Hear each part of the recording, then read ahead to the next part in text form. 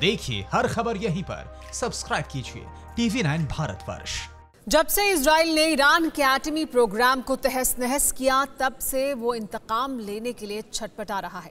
Iran ने पहले plan बनाया था इजराइल के कई दूतावासों को दहलाने का, लेकिन ये प्लान फेल हो गया, जिसके बाद अब प्रेसिडेंट हसन रूहानी और चीनी राष्ट्रपति शी जिनपिंग ने नया वॉर प्लान तैयार किया है। देखिए ईरान का ब्लड गेम क्या है।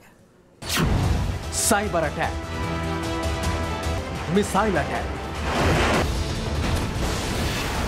फाइटर जेट से बॉम्बिंग, परमाणु सेंटर पर बरसे बम। इन हमलों से इजराइल ने ईरान के एटमी ख्वाब को चकनाचूर कर दिया। प्रेसिडेंट रूहानी देखते रह गए और उनका परमाणु गोदाम खाक हो गया। मगर इसके बाद जो हुआ उसकी खबर किसी को नहीं। इंतकाम के आक्रोश में उबल रहे ईरान ने इजराइल के दूतावासों पर मिसाइल अटैक का प्लान बनाया था।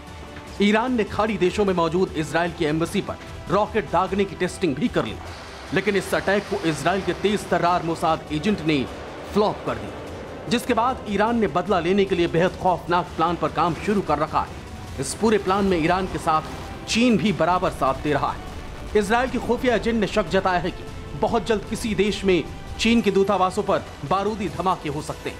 इन धमाकों का अंजाम देगा ईरान और उसे थोपा जाएगा इजराइल के माथे, जिसके बाद चीन और ईरान मिलकर इजराइल पर हमला बोल सकते हैं। चीन से ईरान की नई नई दोस्ती हुई है। ईरानी प्रेसिडेंट जिस तरह जिनपिंग के इशारे पर चल रहे हैं, वैसे में इन बातों को कोई नजरअंदाज नहीं कर रहा।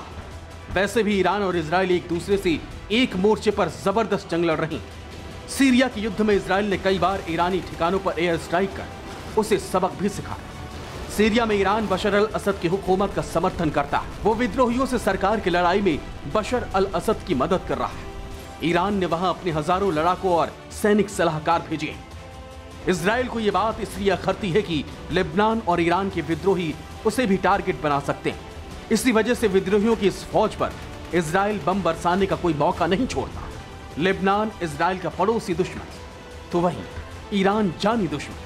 इन सबको अकेले ही छकाने वाले इजराइल के खिलाफ चीन को लाकर रूहानी गेम में चेंज लाना चाहते हैं। ईरान के नागरिक सुरक्षा प्रमुख गोलमरे जलाली ने इजराइल के साइबर अटैक का जवाब देने को अपनी राष्ट्रीय सुरक्षा का हिस्सा बताया था। इसके बाद भी इजराइल ईरान के एटमी प्लांट पर F-35 से बम बरसाकर उसे नेस्तनाबूद कर दिया।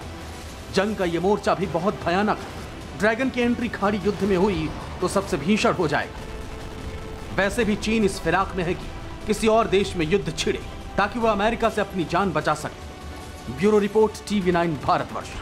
न्यूज़ टॉप 9 रोज सुबह 7 बजे और शाम 7 बजे सिर्फ TV9 भारतवर्ष पर।